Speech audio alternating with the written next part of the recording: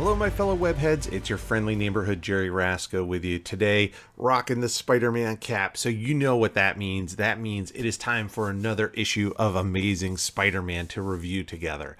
Today we are looking at number 71. We are right in the midst of the John Romita Sr., Jim Mooney art run on the book. We've had some really great issues recently, and I'm very excited to see the trend continue with this one.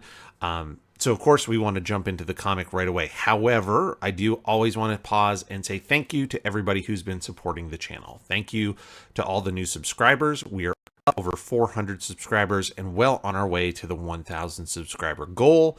And that, of course, is all thanks to you. So if you're a subscriber here already, thank you so much. If you're not, maybe consider subscribing. It's free to click that button. And when you do, you put yourself in the running to win free artwork. I have created original pieces for all of the various review series that we have here on the channel, from the Incredible Hulk, X-Men, Avengers, Spidey, and then new ones coming out soon. We have Captain America and the Fantastic Four as well. So again, just by clicking subscribe, you put yourself in the running to win one of these pieces of artwork. One lucky subscriber will win each of these, and it's a completely free. No charges, no purchase necessary, no shipping even. I will be shipping it to free for the subscribers. So just by clicking on, you will have a chance to win some original free artwork. So if you like that, consider subscribing as well. We've got, as you can see there, many of the review series here on the channel, with more even to come. So if you like this content, click that subscribe button, become a part of the community. And with that said, let's get to this comic because it's a good one. Okay, so we have the Amazing Spider-Man number 71, and this is a fun cover. We've got, I always talk about this, your heroes need to be in some form of peril. This cover is the main advertisement for the comic. If you don't have this to where people feel like they need to open up this cover to see what's going to happen, then it's not a good cover. But here we've got Quicksilver. So if you're not a follower of the other channel, or not the other channels, but the other series on the channel yet, you might want to think about checking out the X-Men. The early episodes of the X-Men series that we've recorded so far feature Quicksilver quite a bit as a member of the Brotherhood of Evil Mutants, run and operated by Magneto. So we haven't seen this character here in this book yet, but he is a bigger part of the Marvel Universe. And at this point, Quicksilver has been in and out of the Avengers. So we'll talk about all that as we get through the story. But that's who we're dealing with here. Quicksilver, a super fast, super speedster fighting Spider-Man. So you've got the peril. How is Spidey going to beat a character that he can't lay his hands on? Obviously, he is in the midst of some trouble here. And then, of course, we talk about this a lot.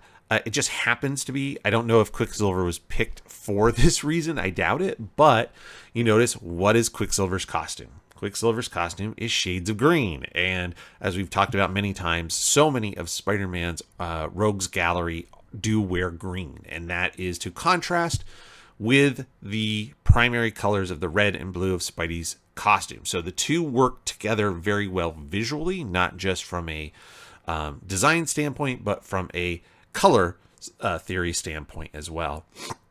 Lastly, the other thing that really helps sell this cover is the black background. So when you have that black in the background, any bright colors are going to help pop off that cover and are going to really help you see. It's going to become a bright beacon on a rack of comics or magazines where there might be a lot of other things kind of the same.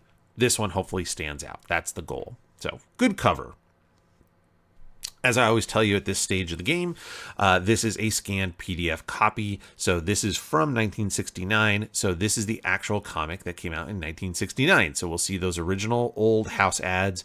We'll see the original coloring, page turns, all that kind of stuff. So this is the closest that we could get to actually owning every one of these comics. So I really appreciate the fact that Marvel did put these together back in the early 2000s. so that fans like me could enjoy them here. And being on the computer allows us to share it this way. So that's great. We have the creative team. This is our continuing creative team that I've been a big fan of here. We've got Stan Lee writing, John Romita Sr. on pencils, and Jim Mooney inking.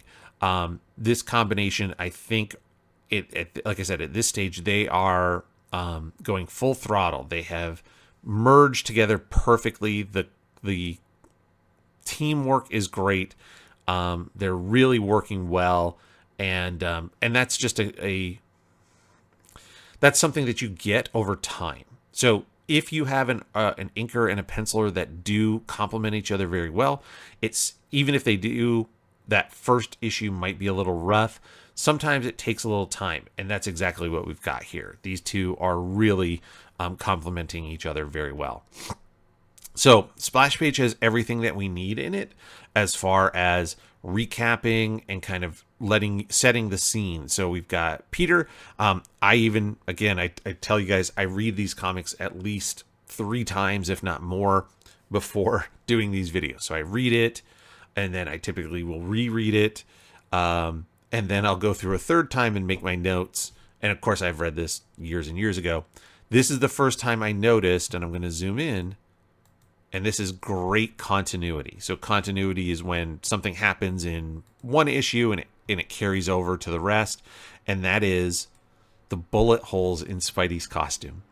So 2 issues ago, when he was fighting the Kingpin, he used his shirt over a web dummy to spring a trap that the Kingpin had set.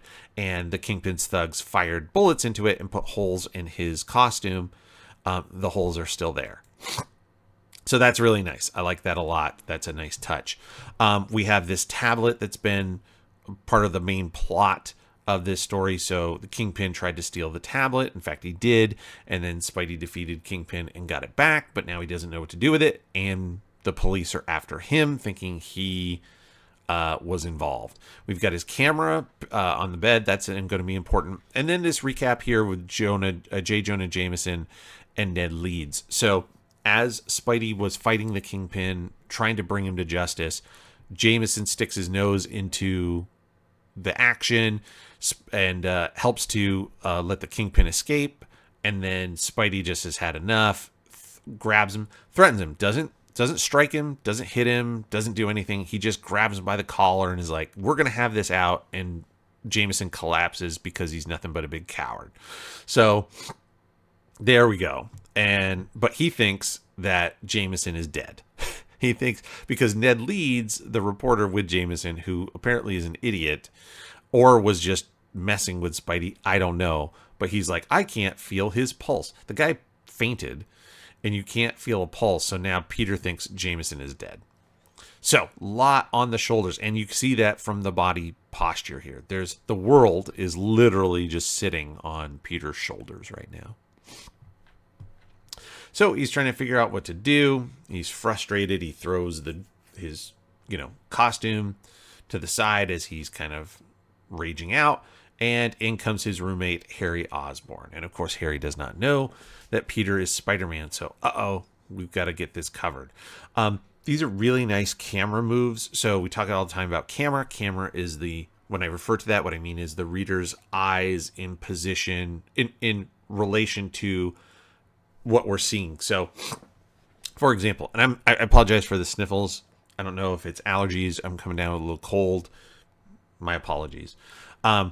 But the picture of Peter sitting here on the bed, looking down the tablet on the floor, this is what you would call a down shot. The camera, if there was a camera taking a photo of this, would be up above Peter looking down. Then we put it on an angle, which we refer to as a Dutch angle, and then we get a little bit lower and we're shooting up as Peter's throwing the shirt across the room. And then a nice silhouette shot there with the costume in the framing foreground. So again, just moving that camera around, keeping what's really not an overly exciting or action-packed scene visually interesting. So that's really nice there. The next page, we get to a nice wide shot. So this is to establish, because here we've seen Peter's sort of the bed. We assume this is his bedroom. The background is enough. You can say, oh yeah, this is his bedroom. But we don't see the whole apartment.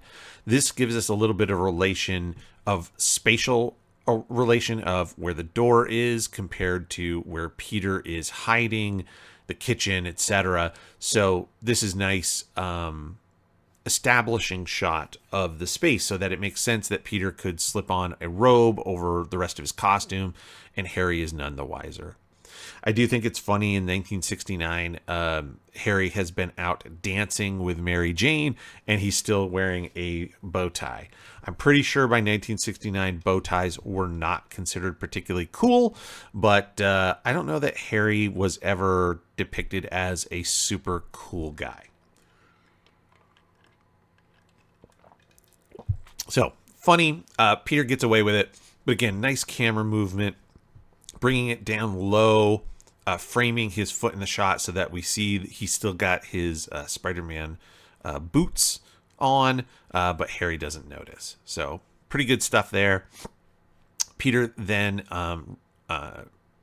realizes his camera. Oh, wait, he did get a bunch of pictures, and turns out the pictures are really good, but he's not sure what's going to happen because Jameson is in the hospital. So interesting, it kind of went from Jameson might be dead to Jameson's in the hospital. So I guess the he's dead thing is off the table. We go here to a transition, not a great transition,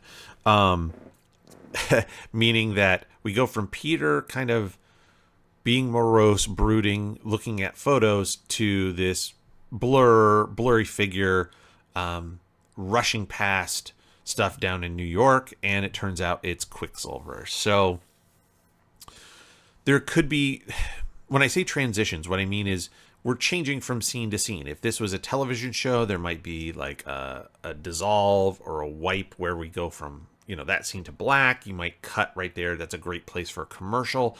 When you come back, you've got a new scene in New York. That's a transition. We don't have that in comics. So the best way to do a transition is on a page turn. A page turn is exactly this. We are here on the right-hand side looking at this page. You literally flip the page. What's on the next page becomes a surprise to the reader. That's the best way to do a scene transition. So the other things that you can do is you can have a thematic transition, meaning if Peter was talking about, the newspapers, and I don't know if I'm going to get, these pictures sold in time for the early edition or whatever. Now you cut to this guy talking about the early edition and the papers being blown all over. That's a thematic transition, and that would work. The other thing you can do is a visual transition. So if Peter is here brooding over something, you could cut to another figure in a very similar pose in a different scene. That's, again, a visual. This has none of those, so this is what I chalk up as a bad transition. We have Quicksilver. Again, as I mentioned, Quicksilver debuted in the X-Men as part of Magneto's Brotherhood of Evil Mutants. He can move super fast, not just run, but he can move his fists. He can move parts of his body fast independently, meaning he can punch fast, he could kick fast, his legs could move fast, or just his arms, etc. Typically, his whole body is moving quickly. His twin sister is the Scarlet Witch. He mentions her here, Wanda. And you can see this is, we're talking about the Avengers. He's doing a flashback to when he and Wanda and the Toad essentially escaped Magneto. That happened in an issue of Avengers. So Avengers 53. So for me, as of the recording of this video, we're only a couple issues into my Avengers review. And so we haven't gotten to this point yet, but we have seen the character in the X-Men. The ship crashes and they're trying to figure out what to do. They are considered 3 evil mutants on the run. Of course, Quicksilver and the Scarlet Witch have always been reluctant, I would say, villains, right? They typically were either bullied by Magneto or they felt they owed Magneto for saving them back in the day. And so I always felt like they were reluctant villains. It's kind of what we're seeing here. And so what are they going to do? I will point this out again. The figures here not well known. Obviously, in the Spider-Man world, the Scarlet Witch has red hair. I think she's been shown with black hair a couple of times, but primarily she is known as having red hair. So I don't know if you would call it a coloring error or just a continuity error. Because again, I think there's been a few times where they've commented on her hair. Most of the time it is red. I do like this picture here of the Toad coming out of the ship and framing the foreground. It's a good pose. It really speaks to the character where he's sort of, again, toady, in both senses of the word. The animal, the toad, kind of squat and bent over and lumpy, but also a toady in terms of, the fawning servant, basically. So the instant things go bad for Magneto, he's going to throw Magneto under the bus. If he thinks Magneto is going to win, he's going to support him over all else. So here he's throwing Magneto under the bus.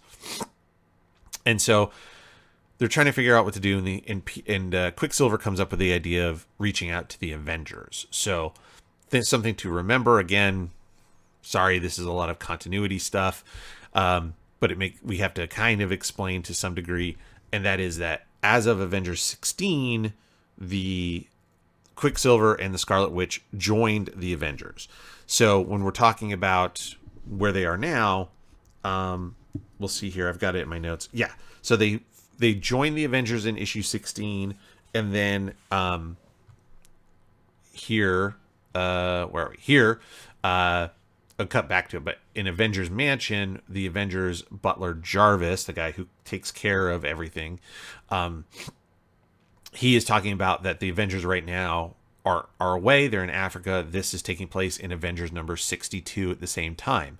So from issue 16 to issue 62, it's been 46 issues since these Scarlet Witch and Quicksilver were part of the Avengers. So obviously sometime in there they left, rejoined Magneto for whatever reason, and so now they're trying to figure things out.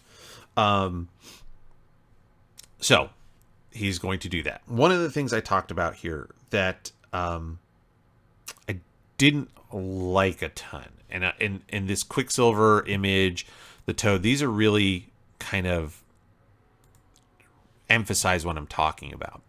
So you have his face here. He's going to run off. It's fine. Look how shaded the front of his torso is and underneath his chin on his neck. So obviously the lighting is from behind him. So, right, that shoulder muscle, there's like a divot in here. So that's where it's all dark down the front of his chest. But there's no shading on his face.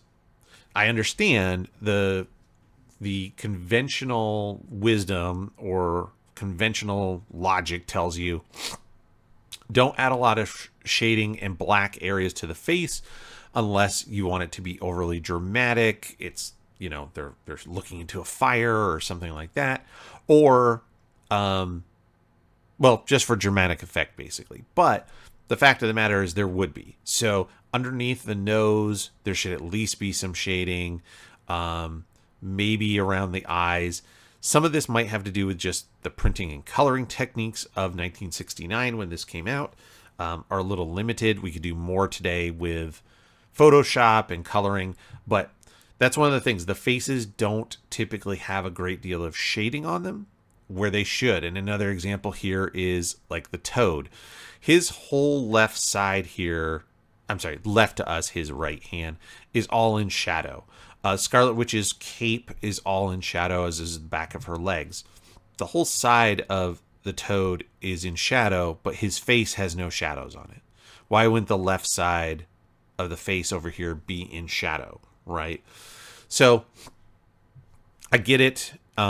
You want your faces to be clear. You want them to be readable. You want the emotion to come across. You don't necessarily want to just black out a whole bunch of the face with shadow, but it needs some.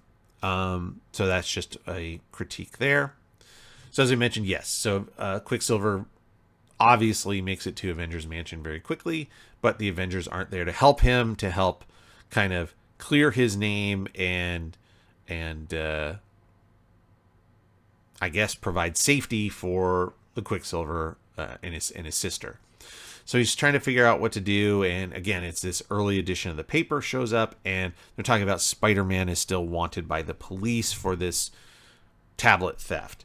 So that catches Quicksilver's attention, and he's like, "Ooh, hey, if I captured Spider-Man, maybe that would redeem me. People wouldn't think of me as a villain. Maybe I could be a hero again." Here's my problem with this. One, why would Spider-Man even warrant Quicksilver's attention? For one, he's typically shown, even though he's not as fanatical as Magneto is, he's definitely a, hey, I'm a mutant. Humans are kind of below me. I don't really care what happens with them. I don't know that there's been any interactions, like I said before, with him and Spider-Man before, so it's not like there's any animosity there or anything like that. I don't know why this would capture his attention. In my opinion, I could see Quicksilver just going meh and walking by. But for plot purposes, it gives us a reason for the two to be in a conflict when they really shouldn't be in a conflict. It kind of reminds me a little bit of the issue where Spider-Man fights Medusa from the Inhumans. Again, two characters that really don't interact, really have no reason to be interacting, but we're going to put it in there. Why would you do this? As a writer, maybe Stan just didn't, maybe he wasn't sure where the rest of the story plot was going to go. The tablet, the Kingpin through line, maybe he was like, I don't know. Maybe it's just a matter of giving the readers a breather. Hey, we want to make sure that if somebody missed any recent issues, you can always pick this one up and it's okay. Kind of fits in between some continuity and it'll work. So I think that's part of it, but we'll see. We cut to the hospital where J. Jonah Jameson is recovering, and as they say, it's more of a shock. So, I mean, yes, he could have suffered a shock, but really, let's be honest, he kind of fainted. But that's fine. So there he's resting. Again, this is a bad transition. There's no thematic transition. There's no visual transition.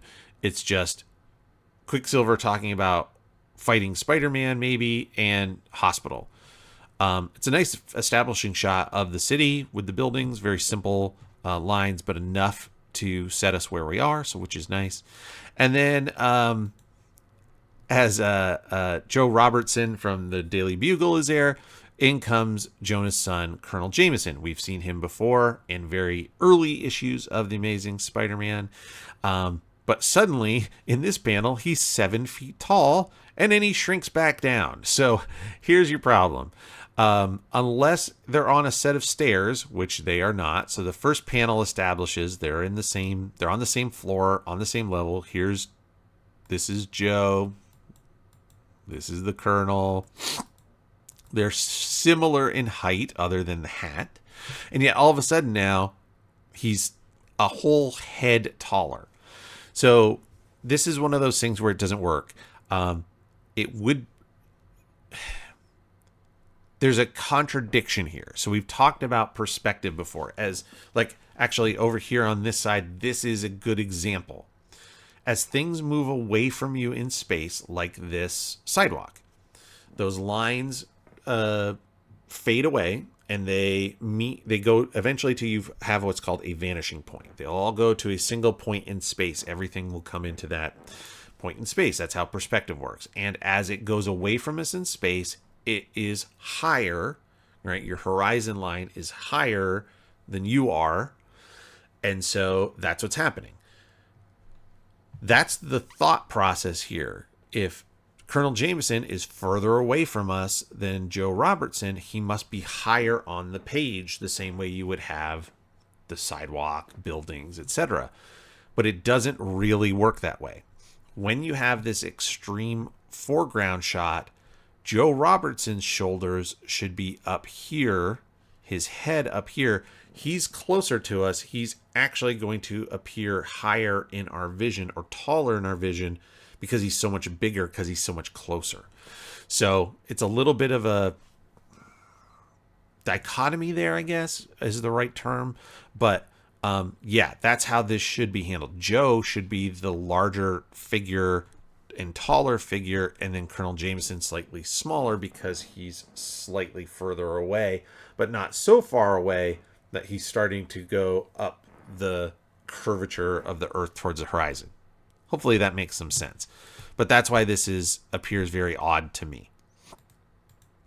Now, again, I say this all the time. Does it take away from the story? Absolutely not. You can read the story. It works perfectly. It's not a big deal. What are we doing here? We are reviewing this art. My job is to nitpick it a little bit so that not only can we see the great stuff that's happening here, but we can also learn from those mistakes if you're a comic creator like I am. We cut back to... so this is where I would say this is a two transition, which is good.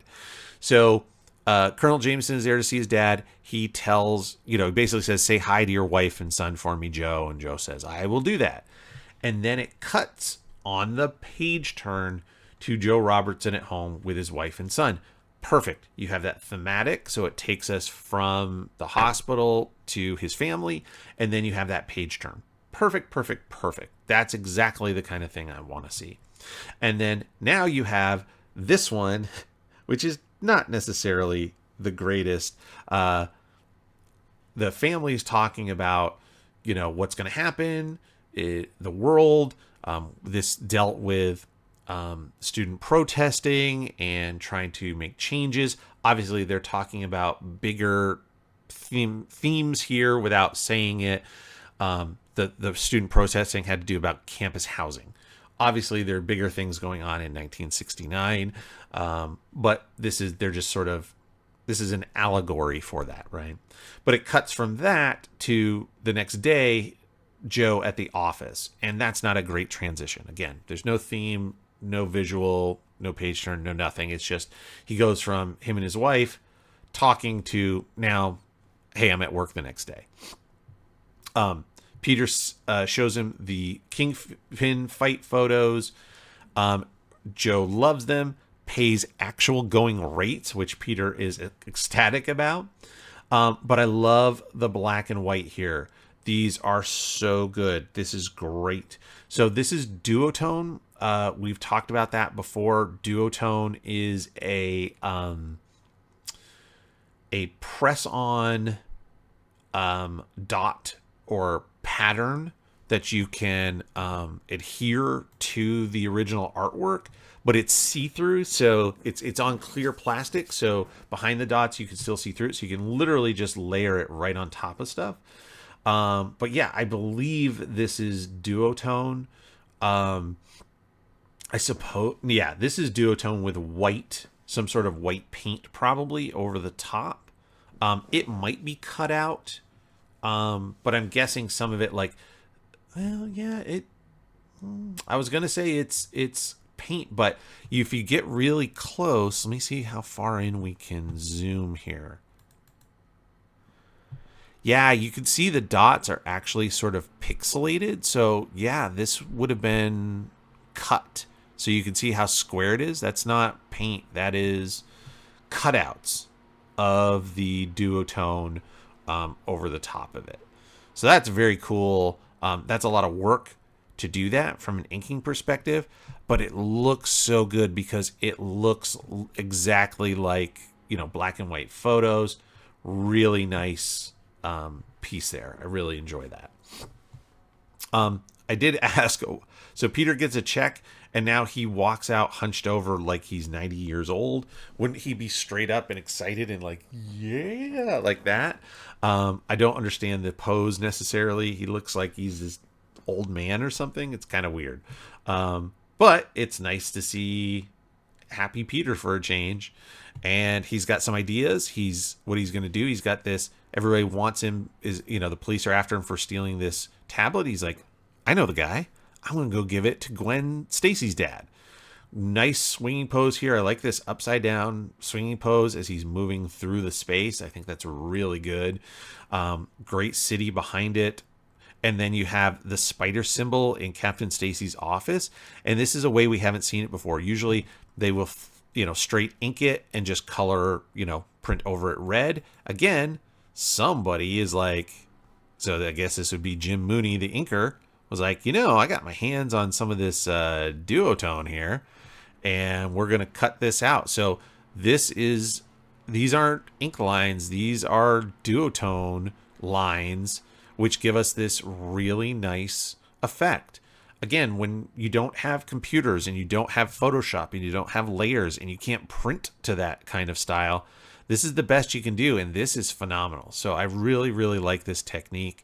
There are some things I would love, just a personal note, I would love to do a comic someday and use these old printing techniques, the old 4-color printing on newsprint with duotone and stuff like that. That would be super fun.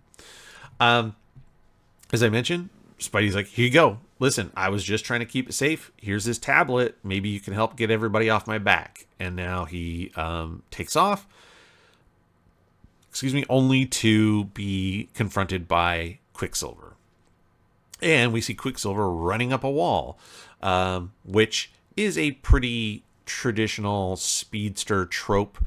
We see that from lots of other super fast characters, that they can move so fast, they can basically outrun gravity, or it's the centrifugal force. They're running so fast that their momentum is pushing them up the wall as they run up.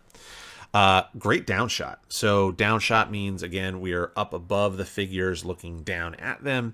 And what's important here with a down shot like this is that you must establish the ground. If you don't draw the ground and you put it just as a yellow background or something like that, it's going to look like the sky.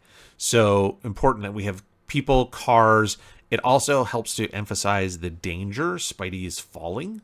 And I mean, you've got 1, 2, 3, 4, 5. He's like 5.5 stories, 5 stories up. And so that's a serious fall. So important to emphasize the danger. Of course, it's no danger because Spidey can stick to walls. So he's just bouncing off the walls till he lands and hides underneath this marquee, which tricks Quicksilver for a minute, which is pretty cool. Again, big panels for big action. I like that stuff. This is really nice. This image of Spidey hiding under the marquee, sticking to it and kind of pulling himself up real close. I really like that a lot. The lighting is really good too because it's underneath, so it's going to be shaded, but there's light coming from the edge. So you got some really nice line work there. I think that is all great stuff. Spidey takes the fight to Quicksilver, but as I mentioned, not only can he run fast, but he can just move fast. So he can spin fast. He can, we'll see, he moves his hands. He can punch fast, etc. So that's, what Quicksilver brings to the table. This panel is good, but a little odd. I don't know why he's just moving his arm. It's like he's standing there going like really fast. So is he saying like, I'm going to slap you super fast? Or, I don't know what the idea is, why just this open hand is moving really fast. The crowd is nice. Spidey laying on the panel border does not work for me. That's something you want to avoid because if you zoom in and you look at it, like this with these eyes here, and you just kind of focus on this area right here of Spider-Man, it feels like he's not part of the panel behind him. He's literally he's almost like essentially breaking. The border bends just a little bit. If you want to break the panel, typically you only do it with action, punches, kicks, explosions, rubble, whatever. You want it. It's essentially a early form of 3D, right? The panel border is our frame into this view of this world, and when you break it, things are coming at the reader, but this is not a place to break it with just his arm. It doesn't sell the fact that he's on the ground anymore if he's that much closer to us. This should be slightly off the ground, or not off the ground, but off that border, because then the border reads as the ground. So you want to try to avoid that. Spidey, again, trying to take it to him. He's smart play. I'm going to grab his legs. But again, Quicksilver's hands can be moved quickly. So there you go. He's like, I can hit you 12 times before you even realize I hit you once. So now the nice thing is Quicksilver at least is not super strong, so that his punches aren't overpowered. So Spidey's spider strength is helping him out. But he's taking a beating. Again, great panel, great stuff. This is nice. So he leads with this right cross, and then you can see the left hand is bunched up for a really big punch across that way. Good continuity, great angle. The angle works with the motion. So that's something about a Dutch angle. If you want to do it, it's a great technique, but make sure that if something is moving, you tilt down with the motion. So in this case, right, Quicksilver's hand is coming from top of the screen across. I'm going the right way, I think. This way. And so the image is tilted in that direction as well. So that's really important. Jameson wakes up and realizes that Spidey is innocent and is having a conniption fit. So that's a nice little dig on him.